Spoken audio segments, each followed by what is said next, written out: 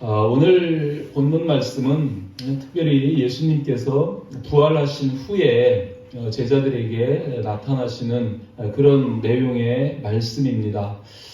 특별히 이 제자들 지금 여행 중에 있죠. 지금 예루살렘에서 엠마오라는 곳으로 내려가는 그런 여행 중에 있는 그때에 주님께서 그들에게 나타나시는 것을 볼 수 있습니다. 여러분, 세상 모든 사람들 나그네입니다. 맞습니까? 나그네인 줄 맞습니까? 네. 그렇습니다. 인생 자체가 나그네 인생입니다. 우리 인생은 나그네 길 아시는 분 계셔요? 전에도 제가 자주 말씀드리죠. 서울대 졸업한 최희준이라는 가수가 그 노래를 불러요. 부르라면 제가 지금도 부를 수 있어요. 아마 기억이 나. 제가 고을이나 세월이 저 나이 때쯤 그 노래가 나왔을란가 확실치는 않은데 뭔지도 모르면서 그 노래를 이렇게 따라 부르고 그랬었어요. 인생은 나그네 길 어디서 왔다가 어디로 가는가. 들어보셨죠? 근데 끝에 가서 뭐라고 얘기하냐면 정처 없이 흘러서 간다. 아마 이렇게 끝나요. 그죠?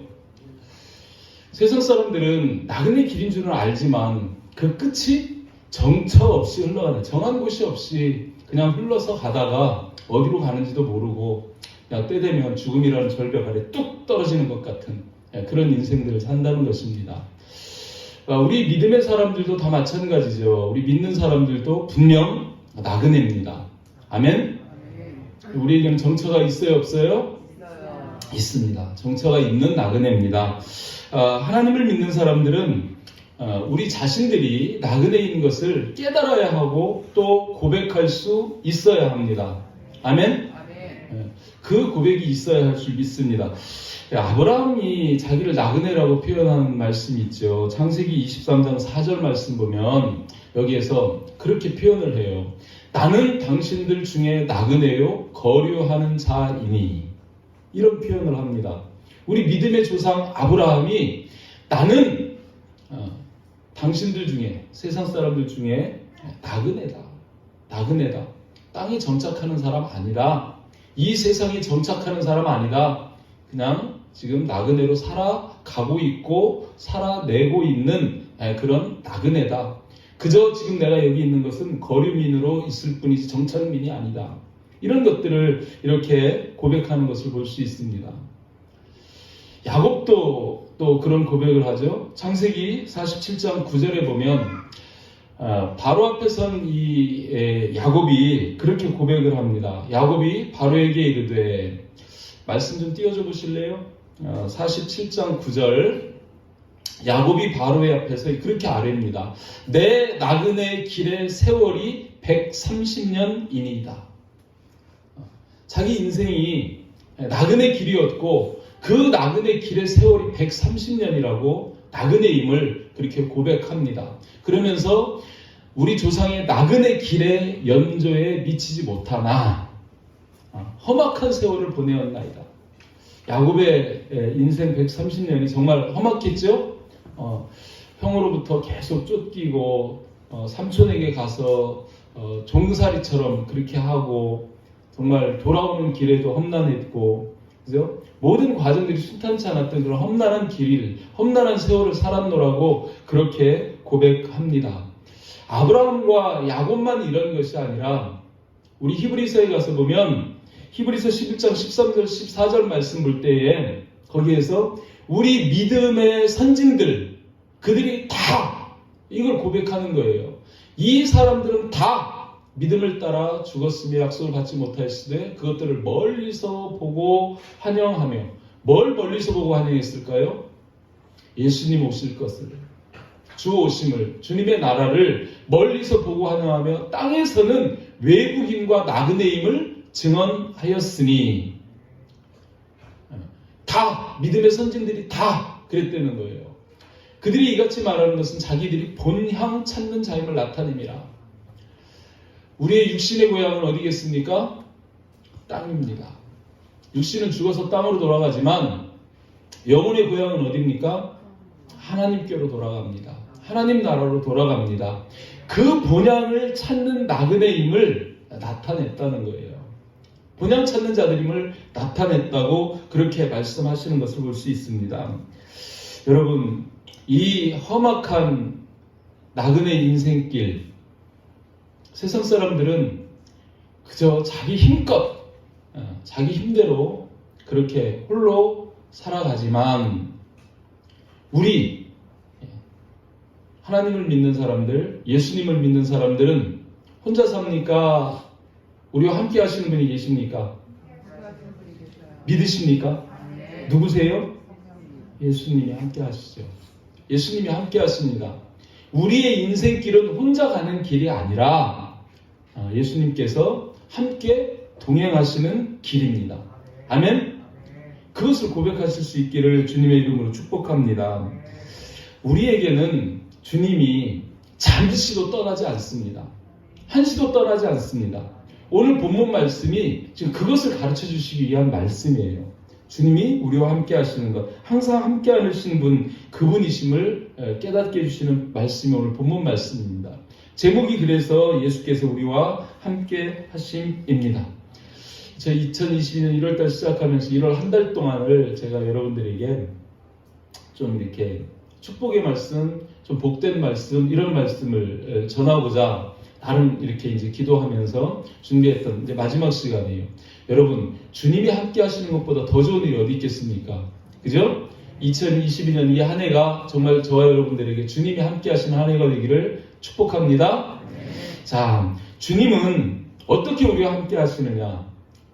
첫 번째로는 예수님은 우리 곁으로 찾아오시는 분이십니다. 우리에게 다가오시는 분이십니다. 가까이 우리를 찾아오시는 주님이시다. 여러분들이 주님 못 찾아가요. 주님이 우리 곁으로 오셔야 됩니다. 아멘? 특별히 지금 이 자리에 있는 저와 여러분들에게는 주님께서 친히 찾아오 계신 줄 믿으시기를 바랍니다. 누가복음 24장 이 말씀을 우리가 잠깐 좀 이렇게 좀 돌아보면 예수님의 부활 얘기예요. 장사된 지 사흘째 되는 날, 안식일 첫날에 24장 1절이 이제 그렇게 시작해요. 첫날에 여자들이 이제 무덤에 가지 않습니까? 막달라 마리아를 중심으로 여자들이 그 무덤에 이제 찾아가 보게 되는데, 가서 보니까 예수님은 안 보이고 천사 둘이 있는 거예요. 그 천사들이 예수님 살아났다, 여기 계시지 않다, 가서 제자들에게 말해라. 그러니까 여자들이 부지런히 달려가가지고 그 제자들이 모여있는 곳에 가서 예수님이 부활하셨습니다, 예수님 살아나셨습니다 하고 제자들에게 이야기를 하는데, 그 제자들이 에이, 안 믿어요. 다른 제자들 다 안 믿습니다. 그런데 베드로는 진짜 그러한가 해서 막 달려가 보는 거예요. 요한하고 둘이 달려가죠? 달려가가지고 무덤에 푹 들어가가지고 거기에서 예수님을 찾는 거예요. 근데 안 계신 거죠. 안 계신 거예요.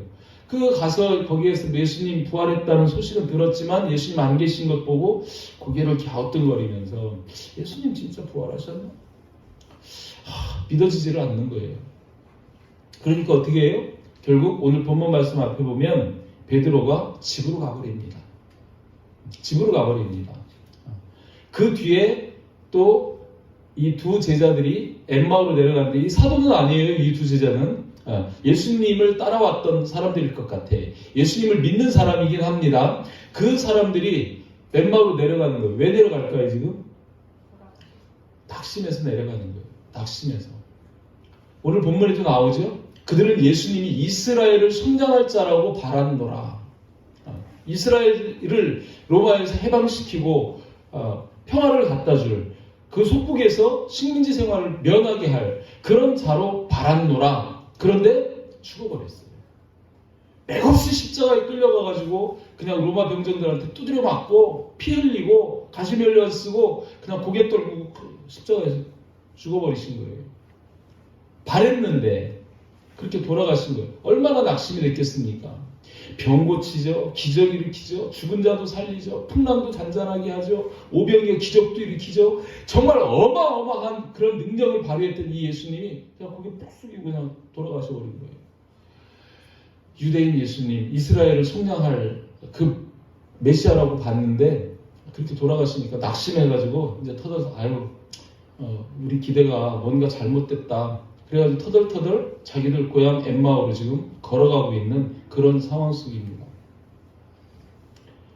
여러분, 우리도 인생 살다 보면 그렇게 실망하고 좌절하고 낙심할 때가 있지요. 그런데 예수님께서 미리 말씀하셨었습니다. 마태복음의 28장 20절 말씀 보면 거기에서 주님께서 약속을 하시죠. 내가 너희와 항상 함께 있으리라. 세상 끝날까지 너희와 항상 함께 있으리라. 약속하신 주님, 신실하신 이 주님이 부활하신 뒤에도 그 제자들에게 다가오시는 거예요. 찾아오시는 그런 것들을 보게 됩니다. 이에 엠마오로 내려가는 두 제자, 저와 여러분들의 모습이라고 할 수 있어요. 그저 세상 속에서 주님이 함께 하시는 사실을 잊어버리고 그 약속을 잊어버리고 그냥 터덜터덜 인생길 걸어가고 있는 그런 모습. 그런데 부활하신 주님은 그들을 찾아가시는 거예요. 15절 말씀 보면 그들이 서로 이야기하며 문의할 때에 이 부활하신 예수께서 가까이 이르러 그들에게 가까이 다가갔다는 거예요. 찾아오셨다는 거예요. 그런데 16절 말씀 보면 그들의 눈이 가려져서 그인 줄 알아보질 못했다. 이렇게 말씀하는 걸 볼 수 있습니다. 그들의 눈이 가려져서 육신의 정욕으로 그저 세상만 바라보는 그런 안목으로 이 주님이 자기들과 함께하는 사실을 모르고 있는 거예요. 어떻습니까? 저와 여러분들은 주님이 지금 나와 함께 하신다는 사실을 확실히 아십니까? 인지하고 계십니까? 이거를 인지하지 못하면 아직도 우리는 영안이 안 열리는 거예요. 영적인 눈이 가려져 있는 거예요. 주님은 우리와 함께 하십니다. 나와 함께 하십니다. 아멘? 그 사실을 믿으시길 바랍니다. 그래서 혼자서 가지 마시고 주님과 함께 가시길 바랍니다. 아멘? 요한복음 14장 16절 18절 말씀 보면 이런 말씀 하시죠. 예수님이 십자가에 달리시고 부활을 하셨어요. 그런데 또 구름 타고 올라가 버리셨어요. 그 주님이 어떻게 우리와 함께 하냐? 내가 아버지께 구하겠으니 그가 또 다른 보혜사를 너에게 주사 영원토록 너희와 함께 있게 하리니. 예수님께서는 누구를 보내셔서 지금 함께 하시겠다고 그래요? 보혜사 성령님. 지금 저와 여러분들과 함께 하시는 분은 성령님입니다. 보혜사입니다. 이름이 보혜사입니다. 보호하시고 은혜 베푸시고 인도하시고 가르쳐주시고 능력 주시고 함께 하시는 그 보혜사께서 우리와 함께 계신다는 거예요. 함께 있게 하기 위해서 아버지께 구하겠다는 거예요. 그런데 그분이 누구냐면 진리의 영이라는 거예요. 17절에 그런 말씀을 그는 진리의 영이라 세상은 능히 그를 받지도 못하고 보지도 못하고 알지도 못한다. 그러나 너희는 그를 아느니. 왜요? 예수님이 다 말씀해 주셨거든요. 보혜사 보내주시겠다고 말씀하셨고 너희와 항상 함께 하겠다고 말씀하셨고 그래서 그 사실을 우리는 들어서 알아요. 들었어요. 알아요. 세상 사람들은 모르지만 우리는 압니다. 아멘? 근데 이 아는 것이 실제가 돼야 되는 거죠. 실제가 돼야 되는 거예요. 그는 너희와 함께 거하심이요 또 너희 속에 계시겠습니다. 예수님은 육신으로 오신 예수님, 몸 밖에 예수님이셨습니다. 한계가 있어요. 근데 성령님은 영이신지라 우리 안에, 우리 영의 좌수에 들어와서 딱 좌정하고 우리 안에 계신 그런 분이시다라는 사실을 말씀하시는 겁니다. 아멘? 여러분 안에는 성령님이 지금 함께하고 계십니다. 여러분이 그 성령님을 인정하고 의지하고 의뢰하는 만큼 성령님은 역사하십니다. 아멘? 그러면 성령님과 함께 하면서도 그 사실을 깨닫지 못하고 눈이 가려져서 보지 못하고 그냥 내 힘으로만 이렇게 살려고 그러는 사람에게는 성령님 너무너무 인격적인 분이시기 때문에 그럼 네가 해라 그런다니까요. 네가 잘하면 네가 해라. 네가 능력 있으면 네 힘대로 해라. 이렇게 하시고 그냥 놔두세요. 그런데 그 주님 앞에 성령님 앞에 성령님 나는 약합니다. 도와주세요. 손만 벌리기만 하면 성령님이 일하십니다. 아멘? 그러신 분이시라는 거예요. 18절 말씀에 중요한 말씀 아시죠? 내가 너희를 고아와 같이 버려두지 아니하고 너희에게로 오리라. 지금 이 성령님을 보내주시겠다고, 너희 함께하기 위해서 보내주시겠다고 말씀하신 그분이 내가 올 거라고 말씀하십니다. 그래서 성령님이 누구라는 거예요? 진리의 영, 그이신 예수님이라는 거예요. 아멘? 그래서 우리가 지금 예수님이 우리와 함께 하신다는 것은 몸으로 함께 하시는 예수님이 아니라 영으로 함께 하시는 예수님이 우리와 지금 함께 하고 계신다라는 사실을 말씀하는 겁니다. 그런데 특별히 이 주님은 언제 우리를 찾아오셔서 함께 하시는 분이시냐면 우리가 어려움 당할 때, 낙심하고 절망할 때, 인생의 내리막길을 걸어갈 때 그때 찾아오셔가지고 특별히 함께 하시는 주님이십니다. 아멘? 믿으시길 바랍니다. 여러분, 성경 역사가 그걸 말씀하는 거예요. 아브라함도 그랬지만 특별히 지난주에 우리 봤던 그 요셉 같은 경우, 지난주에 우리가 요셉을 보지 않았습니까? 이 요셉 같은 경우도 보면 그랬어요. 정말 형제들한테 버림받고 팔려가지고 애굽에 끌려가서 노예가 되고 막 감옥에 가고 막 이런 인생이지만 그 내리막길에서 하나님이 함께 하심으로 그가 형통한 자가 되었더라. 그만 그렇게 느끼는 게 아니고 보디발이 그걸 보는 거예요. 하나님이 함께 하시는 것을 보는 거예요. 하나님이 형통하게 하시는 것을 보는 거예요. 그렇게 힘들고 어려운 상황 속에 낙심하고 있을 때에 그런 절망 가운데 주님을 찾아오셔서 함께 하시는 분입니다. 아멘? 저와 여러분들은 어떤 상황 속에서도 혼자가 아닙니다. 특별히 힘들고 어려울 때, 내리막길 인생 걸어갈 때도 반드시 주님이 함께 하신다는 사실을 믿으시기를 주님의 이름으로 축복합니다.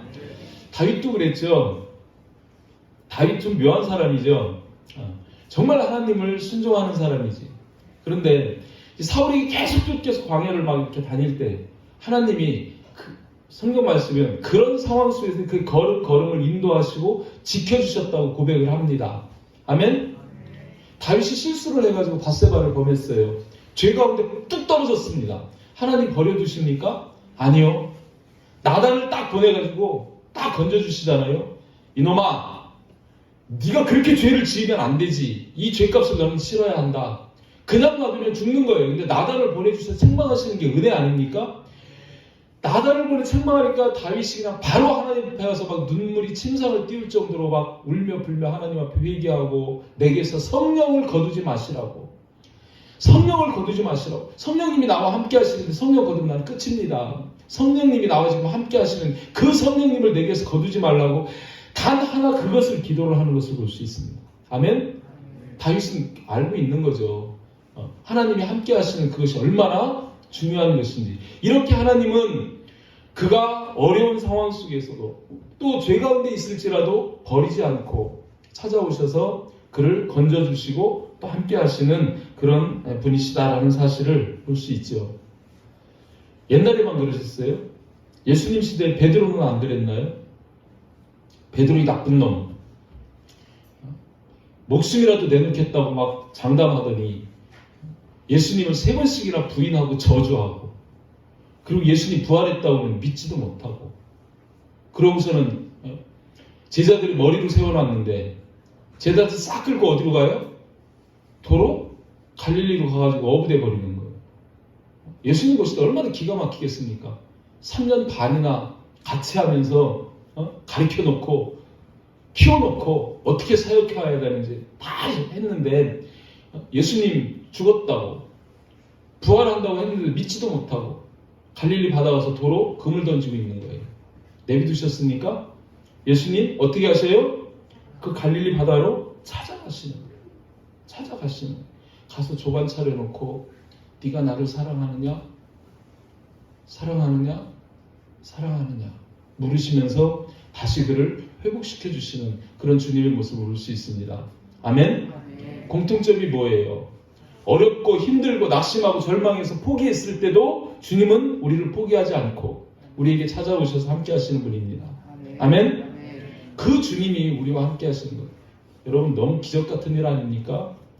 그 주님의 그런 함께 하심을 우리가 느낀다면 정말 저는 정말 이 말씀 묵상하면서 눈물이 나더라고요. 내 인생을 돌아볼 때 정말 너무너무 부끄럽고 너무너무 사기꾼 같고 야곱 같고 너무너무 막 인생 자체가 욕심 많았고 그런 인생이었는데 그 주님이 가만히 이렇게 돌아보니까 나를 찾아오셔서 나를 깨우치시고 부르시고 그렇게 해주셔가지고 그 주님을 바라볼 수 있고 그 천국을 바라볼 수 있고 그 영혼을 바라볼 수 있고 확신할 수 있게 해주신 그 은혜를 생각하면 너무너무 감사하지 않습니까? 그렇지 않습니까, 여러분? 여러분은 안 그래요? 주님은 우리가 어떤 형편에 있든 어떤 상황 속에 있든 찾아오시는 분입니다. 찾아오셔서 함께 하시는 분입니다. 아멘. 그 주님을 믿으시기를 주님의 이름으로 축복합니다. 어렵고 힘들고 또 낭망하고 절망될 그런 상황 속에서라도 주님 바라보시기 바랍니다. 아멘.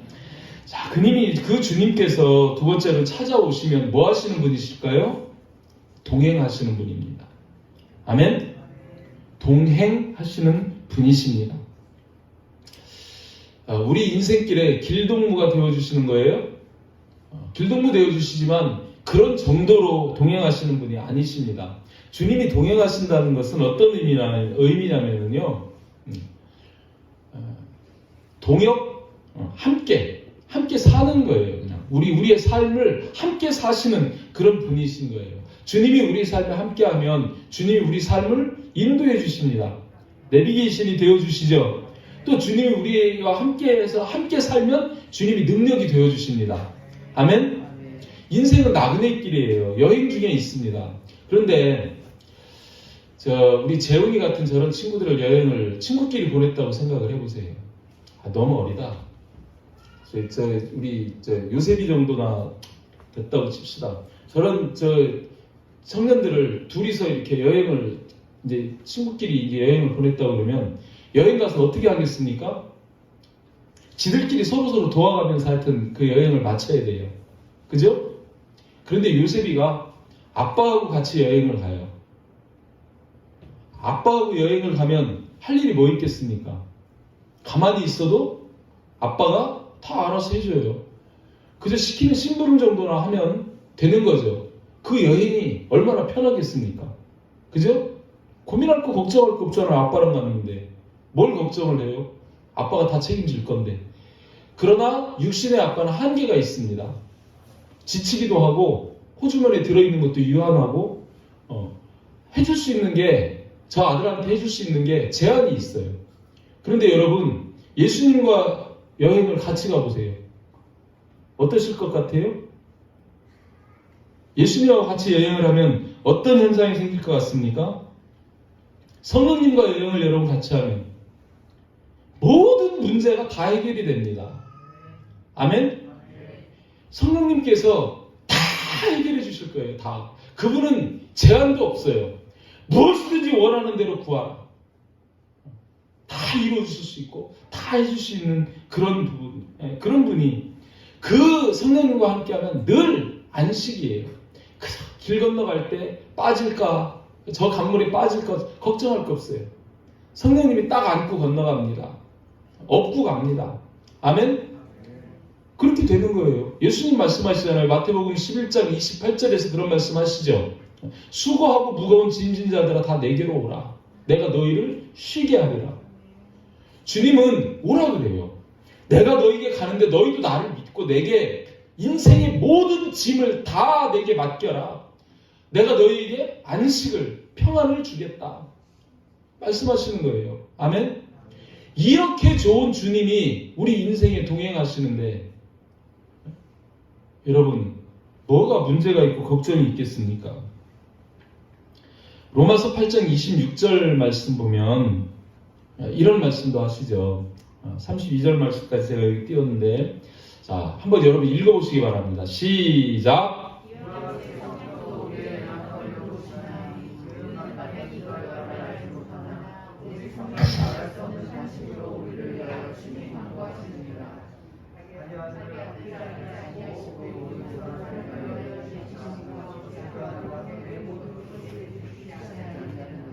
아멘. 지금 우리와 함께 하시는 그 성령님이 우리와 함께 하시면서 뭐 하시는 분이냐면 우리의 연약함을 도우시는 분입니다. 우리의 부족함을 채우시는 분입니다. 아멘. 우리는 힘 없어요. 근데 그분이 우리의 힘을 도우셔서 힘있게 하시고, 우리는 가난해요. 부족해요. 없지만 그분이 우리와 함께 하시면서 우리의 연약함을, 가난함을 다 채우셔서 부유하게 해주시는 분이에요. 그분이 가난하게 되면서 우리를 부유하게 하시고자 한다는 그런 말씀도 있지 않습니까? 우리는 마땅히 기도할 바를 알지 못해요. 뭘 구해야 하는지 알지 못해요. 꼭 어린아이들처럼 면도칼도 구하고, 그죠? 해로운 건지 이로운 건지도 모르면서 그냥 눈앞에 보면서 그냥 매일매일 그냥 막 그게 좋은 것들을 구해요. 그게 주님은 탄식합니다. 얘야, 그게 아니다. 그게 너한테 지금 그게 필요한 게 아니다. 너한테 중요한 건 그게 아니다. 하시면서 말할 수 없는 탄식으로 우리를 위해서 하나님 앞에 직접 대신 간구해 주시는 분이 주님이시라는 거예요. 우리의 필요를 정확히 아십니다. 우리의 상황을 정확히 아시는 분이 성령님이십니다. 그분이 하나님께 구한다는 거예요. 정말 구하지도 못하죠. 우리는 구하지도 못해도 사실 말 한마디 안 해도 다 알아서 하나님께서 해주시는 분이시죠. 금요일 날인가 이제 유진이가 아기를 낳았잖아요. 그래서 이제 가서 첫 대면을 했습니다. 요만하더라고. 근데 거기에 막 눈, 코, 귀 다 붙어 있고, 젖꼭지를 갖다가 이렇게 이제 대주니까 막 아금박지게 빨아 막 쫙쫙쫙쫙쫙 막 빨아 막 금방 막 한 통 다 먹어버리더라고. 근데 그 아이를 보면서도 느끼는 게 그거예요. 저 아이가 지금 자기한테 이 젖을 물려주고 있는 그 어미를 알까? 그 품에 안고 있는 아비를 알까? 이 아이가 지가 뭐가 필요한지 알까? 근데 하나님이 생리적으로 다 이렇게 만들어 놓고 그 아이에게 그 고통을 겪고 그 낳은 아이를 바라보면서 그 표정을 이렇게 보면 우리가 애 낳았을 때랑 같지 않겠으면 천하를 다 얻은 것 같지. 그걸 보는 그 눈이 얼마나 사랑스러워요. 어쩔 줄을 몰라요. 옆에 아빠는 눈에 들어오지도 않아. 온 시선이 그냥 애기한테 꼽혀 있어요. 죄 많은 우리 인생도 그러할진데 하나님이 우리를 바라볼 때 어떻게 바라보시겠습니까? 하나님이 만들어서 주신 생명을 보면서도 그런데 손수 우리를 지으신 하나님이 우리를 바라보실 때 어떤 마음으로 우리를 바라보시겠습니까? 하나님이 우리에게 못 주실 게 뭐 있습니까? 그 자녀에게 우리가 못 해줄 게 할 수만 있다면 다 주고 싶지. 생명이라도 주고 싶지. 하나님 우리보다 더 하신 분 아니십니까? 그리고 밑에 말씀하시는 거예요. 8장 32절에서 자기 아들을 아끼지 아니하고 우리 모든 사람을 위하여 내주신 이가 어찌 그 아들과 함께 모든 것을 누구에게요? 우리에게 나에게 주시지 않겠느냐. 하나님은요 다 주실 수 있는 분이에요. 얼마든지 주실 수 있는 분이에요. 아멘. 그 하나님, 그 성령님이 우리와 함께 하신다 그러면 여러분 스케일이 어마어마하게 커지는 겁니다. 그저 쫄보처럼 그냥 눈앞에 있는 거, 내 통장에 있는 숫자 몇 개 가지고 막 그거 좋고 막 슬프고 막 주머니 비었다고 그런 거 아닙니다. 주님만 함께 하시면 예수 한 분으로 만족한 진짜 그런 신앙이 되는 거죠. 주님이 계신데, 주님이 함께 하시는데, 내리막길도 오르막길도 주님이 함께 하시는데 겸손하고 교만하지 않고 항상 그 주님과 함께 하시면서 이 마음의 평안을 누릴 수 있는 거죠. 여러분이 그렇게 되시기를 주님의 이름으로 축복합니다. 주님은 동행, 동거 같이 사시는 분이요. 내 안에서 사시는 분입니다. 아멘. 관망하고 바라보시는 분이 아니고 내 삶을 친히 주장하시고 주관하시는 분이시다라는 것입니다. 그런 주님께서 특별히 우리가 동행하면서 뭐를 주시냐면 뭐 주셨으면 좋겠어요, 여러분. 여러분 주님에게 받고 싶은 최고의 소원이 뭡니까? 멋진 집? 벤틀리 같은 그런 진짜 자동차? 막 로또 맞듯이 그냥 막 현금 따발 쏟아지고 대통령 되는 권세? 뭘 받고 싶으십니까? 주님이 제일 최고 주시고 싶은 게 뭘까요? 주님이 주시고 싶은 거, 여러분 받고 싶은 거하고 주님이 주시는 거 같은지 모르겠어요. 주님이 주시고 싶은 거는 말씀입니다. 믿음입니다. 아멘? 그 나머지 거 다 있어도요, 말씀이 없고 믿음이 없으면, 그래서 그 영혼이 죽은 영혼이면 아무짝에도 쓸데없습니다. 천하를 다 얻고도 내 생명을 잃으면 무엇이 유익하리요? 아멘? 그래서 주님은 우리 인생길에 동행하시면서 우리에게 최고로 주시고 싶은 게 뭐냐면 말씀이에요. 그 말씀을 통해서 뭘 주시고 싶으냐면 믿음을 주시고 싶은 거예요. 아멘? 오늘 본문에서 나오시는 말씀이 그래요. 그들이 부활의 소식을 들었습니다. 예수님 보진 못했어요. 그래서 믿지 못하고 집으로 가고 지금 고향으로 내려가고 있는 거예요. 그걸로 내려가고, 예루살렘에서, 이 믿음의 근거지 예루살렘에서 상징성이 있는 거예요. 저 엠마오라는 것은 따뜻한 우물이라는 뜻인데, 그 미지근한 우물이 있는 거기로 그냥 이렇게 내려가는 거예요. 내리막길 인생 가고 있는 거예요, 지금. 그들 곁에 찾아가가지고 예수님이 지금 뭐 하셔요? 말씀, 모세로부터 선지자의 모든 말로 자기에 관한 성경에서 기록된 그 모든 말씀을 그들에게 설명해 주시고, 그 말씀을 통해서 그들에게 믿음을 다시 회복시켜 주시는 그런 모습을 볼 수 있습니다. 아멘? 네. 25절 말씀에 그런 말씀이 있죠. 이르시되 미련하고 선지자들이 말한 모든 것을 마음에 더디 믿는 자들이요. 더디 믿는다. 아직도 믿음이 없다는 겁니다. 그런, 어쩌면 저와 여러분들이 예수님 믿는다 하면서도 이런 믿음인지 몰라요. 그런 자들에게 27절 말씀이면 이에 그러하기 때문에 모세와 모든 선지자의 글로 시작하여 모든 성경에 쓴 바 자기에 관한 것을 자세히 설명하시니라. 주님이 동행하시면서 우리에게 최고로 주시고 싶은 것이, 물론 무엇이든지 원하는 대로 주시지만 그 중에서도 최고로 주시고 싶은 것이 말씀입니다. 아멘? 여러분, 말씀은요 꿀보다 더 달아요. 말씀은요 우리에게 생명이고 구원입니다. 그래서 주님이 주시고 싶은 것은 세상적인 것 아무리 다 가져도 생명이 이르면 아무것도 아니고 생명 주시고 싶어서 계속 말씀을 주시는 거예요. 아멘? 오늘도 주님 존재 앞에 여러분 저를 인도하셔가지고 말씀 주시는 거예요. 아멘? 이 말씀이 귀한 줄 아시길 바랍니다. 말씀을 귀하게 받으시기를 바랍니다. 최고로 여기시고 받으시기를 바랍니다. 그 어떤 선물보다도 더 중요한 것이 말씀이에요. 아멘? 주님이 지금 터벅터벅 인생길 가고 있는 그 엠마오로 가는 두 제자에게 나타내 주시는 것이 돈 아니에요. 다른 그 어떤 것이 아니라 말씀 주시는 거예요. 말씀 주니까 어떻게 돼요? 세 번째 말씀이 회복되는 거예요. 주님은 우리와 동행하시면 우리를 회복시키시는 분이십니다. 아멘? 엠마오로 내려가는 두 제자, 예수님에 대한 실망, 좌절, 낙심, 그렇게 해가지고 그런 것들 때문에 그냥 눈이 어두워져 있는 거예요.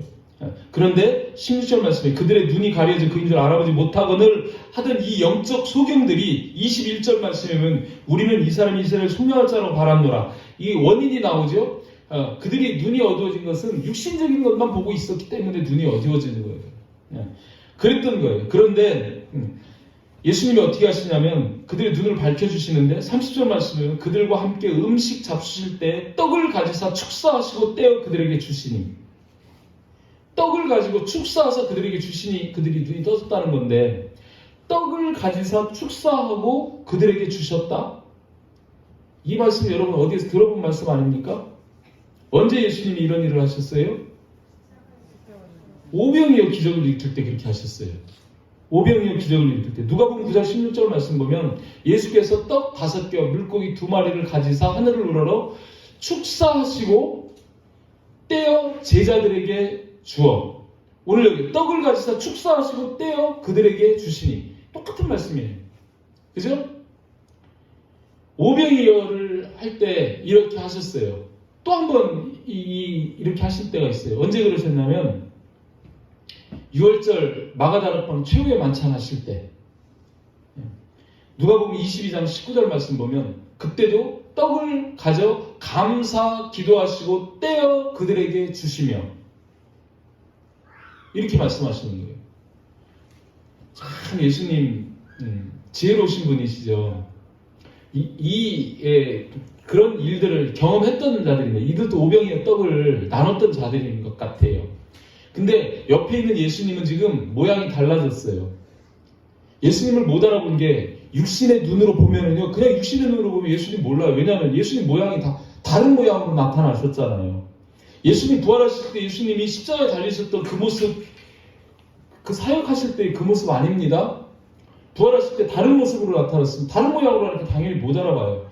그러니까 내가 이렇게 모양이 다르지만 그 예수다라는 걸 깨우쳐 주시기 위해서 예수님이 하셨던 그 일을 제자들에게 다시 보여주시는 거죠. 떡을 떼서 그들에게 주시는 그런 그 일들로 그들이 이거 예수님이 했던 건데 오병이었대? 이분이 예수님이네? 깨닫게 해주시는 거죠. 유월절 다락방에서 이 떡을 떼서 이렇게 우리에게 주셨던 그분이 예수님인데 예수님이 이렇게 하시네? 이분이 예수님이네? 그 사실을 깨닫게 하시는 거죠. 그래서 그들의 영적인 눈이 밝아졌다는 거예요. 그런데 여기서 공통점이 뭔 줄 압니까? 떡이라는 거예요.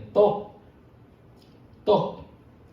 엠마오에서도 그들이 강권해서 유숙하고 가셔요. 그러니까 유숙하러 들어가셔야 그들하고 떡을 뗄 때 떡을 가지고 축사하시고 그들에게 주셨습니다. 떡입니다. 오병이어도 떡을 가지고 축사하셨어요. 유월절 다락방에서도 떡을 축사하셔서 주셨어요. 이 떡이 뭐예요? 만나죠? 만나가 뭐예요? 말씀이죠? 말씀. 이들에게 지금 뭐를 주시는 거예요? 말씀을 주시는 거예요. 말씀 주시는 거예요. 이들이 그 말씀을 받아 먹으니까 어떻게 돼요? 눈이 밝아지는 거예요. 아멘? 우리의 영적인 눈을 밝히는 것은 말씀 외에는 없습니다. 아멘? 주님이 주시는 그 말씀을 받아 먹을 때 여러분 영적인 눈이 떠져가지고 주님을 볼 수 있어요. 예수를 볼 수 있습니다. 예수님은 천국입니다. 천국을 볼 수 있습니다. 아멘? 그것을 보고 그 주님을 의지하는 자에게 주님을 의지하는 만큼 역사하시는 분이십니다. 아멘? 이게 신앙생활이에요. 이게 믿음의 길입니다. 특별히 지금 이 시대는 더욱 그래야 할 때입니다. 아멘? 정말 여러분 우리와 함께 하시는 분이 예수님, 성령님, 그분이 뭐냐면 로고스고 말씀이고 그죠? 그분이 만나요. 그게 떡이에요. 너희가 떡으로만 살 것이 아니요 하나님의 입으로부터 나오는 모든 말씀으로 살 것이니라 하시는 그 말씀이신 분이 예수 아닙니까? 그분이 진정 우리의 영적 만나 되시는 분 아닙니까? 그런 거예요. 예수님은 하여튼 이렇게 우리에게 말씀을 주심으로 인해서 우리를 영적으로 영적인 눈을 뜨게 하시는 가려졌던 눈을 밝혀주시는 그런 우리를 회복시키시는 분이시라는 거예요. 아멘? 우리의 믿음만 회복시키시는 분이 아니고 그분은 우리의 삶의 자리도 회복시켜 주십니다. 아멘? 오늘 뒤에 보면 32절 말씀을 볼 때에 이들이 그런 고백을 해요. 그들이 서로 말하되 길에서 우리에게 말씀하시고 우리에게 성경을 풀어주실 때에 그러니까 성경을 풀어주신다는 건 말씀 주실 때죠. 말씀을 풀어주실 때 우리 속에서 마음이 뜨겁지 아니하더냐. 여러분 이 하나님의 말씀이 들어오면은요 마음이 뜨거워집니다. 그래서 성령께서 조명해 주시면은요 하나님이시고 성령이시고 말씀이신 그 말씀 성령님이 우리 안에 임재하시게 되면 말씀이 임재하게 되면은요 성령은 불이에요. 불 뜨거워지게 돼 있어요. 아멘. 지금 이들이 그 성령의 조명, 성령의 감동, 그 감동으로 마음이 뜨거워졌다는 거예요. 뜨거워지니까 어떻게 돼요? 33절 말씀에 곧 그때로 일어나 예루살렘에 돌아가 보니 아니 지금 낙심하고 지금 엠마오로 터덜터덜 내려가는 이 제자들이 주님 그 성경을 풀어주신 말씀 그 말씀을 듣고 마음이 뜨거워져가지고 유턴해버려요. 유턴 다시 딱 턴해가지고 어디로 가요? 예루살렘으로 가는 거예요. 거기가 그들이 있어야 할 자리입니다. 주님이 말씀하셨어요. 예루살렘을 떠나지 말고 내가 너희에게 약속하는 것을 기다리라. 그들이 있어야 할 그 자리로 다시 돌아가는 거예요. 아멘? 하나님은 우리가 있어야 할 자리를 이렇게 회복시켜 주시는 분입니다. 그리고 해야 될 일도 회복시켜 주시는 분입니다. 이들이 예루살렘에 돌아가서 뭐 하고 있어요? 보면 11제자 및 그들과 함께한 자들이 모여 있는데 말하기를 주께서 과연 살아나시고 시몬에게 보이셨다 하는지라. 이제 이들이 깨우쳤어요. 가보니까 예루살렘에 있는 제자들도 깨달았어요. 주님께서 살아나신 것 확실하다. 그리고 시몬에게도 베드로에게도 보이셨다. 이렇게 말씀하시는 거예요. 그래서 이 부활을, 예수님의 부활을, 살아계심을, 예수님이 함께 하심을 확신했다는 거예요. 아멘? 그러면서 그것을 증거합니다. 35절 말씀에 두 사람도, 그러니까 11제자가 거기 있었으니까 이 두 사람도라고 말씀하는 사도는 아니라는 거죠. 그런데 이 두 사람도 길에서 된 일. 우리 길 가는데 예수님이 나타나셨어. 그 예수님이 복음을 주셨어. 그 복음을 들어보니까 예수님인 줄 알겠더라고. 그 예수님이 부활하셨더라고. 그 주님은 진짜로 천국이더라고. 하나님이시더라고. 그 사실을 깨닫고 돌아와가지고 길에서 된 일과 예수께서 떡을 떼심으로 자기들에게 알려지신 것, 뭐가 알려졌겠습니까? 구원주, 천국, 여러 가지 의미들이 담겨 있겠죠? 그런 예수님의 실체를 알려주셨고, 그게 알려지신 그 사실을 받아들였고, 그것을 그들에게 가서 말했다는 거예요. 아멘?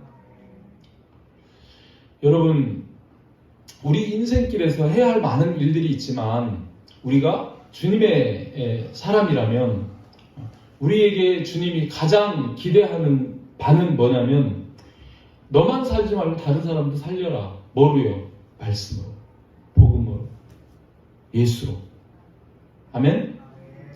그걸 기뻐하시는 거죠. 다른 건 다 없어집니다.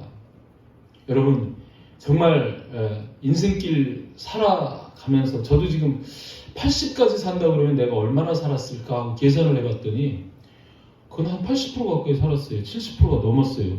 7, 8이 50이면 56살이면 70%인데 그죠? 얼마나 남았겠습니까? 그런데 제가 아무리 많은 걸 가지고 있다고 해도 그 중에 무엇을 가져가겠습니까? 내 고향에 무엇을 가져가겠습니까? 그냥 나는 천국의 아바타인 것 같아. 이 땅에서 천국의 실체는 천국에 있고 그 아바타로 지금 인생 살아가는 것 같은데 참 그런 생각이 퍼뜩 들어요. 그냥 버튼 하나 누르면 싹 그냥 지워지고 없어지는 그런 아바타. 근데 이 땅에서 내가 이 몸으로 이루어놓은 그것 중에 하나님과 연결되어 있는 일이라면 그것은 다 실체가 됩니다. 천국이 그대로 실체가 됩니다. 그것도 30배, 60배, 100배만 아니고 어마어마한 것으로 실체가 됩니다. 아멘? 지혜를 얻은 사람들은요, 솔로몬도 헛되고 헛되고 헛되며 헛되고 헛되다. 인생 헛되다. 세상적인 거 다 헛되다. 하나님 마지막 때는 이게 모든 것을 다 사라지게 하실 건데 더 그런 거. 저와 여러분들은 분명 하나님이 주신 영이 있습니다. 영적인 삶을 사시기를 주님의 이름으로 축복합니다. 2022년 이 한 해뿐만 아니라 여러분의 일생이, 여러분의 평생이 가장 가치 있는 삶, 가장 복된 삶. 비결이 뭘까요? 예수님과 함께 여행하는 거예요. 그 인생길을 예수님과 함께 가는 겁니다. 그럼 주님 말씀해 주시죠. 힘 주시죠. 능력 주시죠. 길 잃어버릴 염려 없죠. 실제 그렇지 않습니까? 주님과 함께하면 그거예요. 이 나그네 인생 천국을 향해 걷는 우리 삶인데 이 험한 길 가장 잘 가는 방법은 뭐냐면 예수님과 동행하는 거라는 거예요. 예수님과 함께하면 만나 걱정할 거 있습니까? 매일매일 내려주시는데 목말라서 생수 걱정할 거 있습니까? 반석에서 생수 나게 하시는데 광야에서 길 잃어버릴 염려 있습니까? 길 잃어버릴 염려 없네. 주님이 함께 하시는데 길 잃어버릴 일이 뭐가 있어요? 아멘? 이렇게 주님과 함께하면 영육간에 가장 멋진 인생을 살 수 있습니다. 아멘? 그걸 기대하시기 바랍니다. 여러분이 어디에 있든지 어떤 상황이든지 어떤 길을 가든지 나를 찾아오신 그 주님을 환영하시고 그 주님을 만나시기를 축복합니다. 그 주님과 동행하시기를 축복합니다. 그 주님의 말씀으로 모든 것을 회복하시는 삶이 되시기를 주님의 이름으로 축복합니다. 말씀 다 전해드렸어요. 정말 2022년 한 해 저는 기도하면서 정말 우리 하나가 되는 교회 사랑하는 가족들이 어떻게 2022년을 살아가야 할까, 어떻게 일생을 살아가야 할까, 그거를 기도하면서 주님 주시는 말씀 받아가지고 전하는 거예요.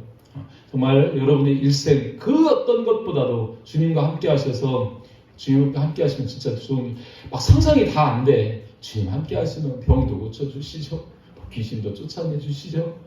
그죠? 뭐 좋은 일이 한두 가지겠습니까? 가만히 여러분 묵상해요. 주님이 함께 하신다면, 나와 함께 하시면 내게 어떤 일이 일어날까? 그거를 상상하시면서 정말 한없이 연약한 내 힘으로, 너무 부족한 내 지식으로, 너무너무 형편없는 내 실력으로 사는 인생이 아니라 주님의 능력, 주님의 부여하신 주님의 실력으로 살아내는 그런 저 여러분 될 수 있기를 주님의 이름으로 축복합니다.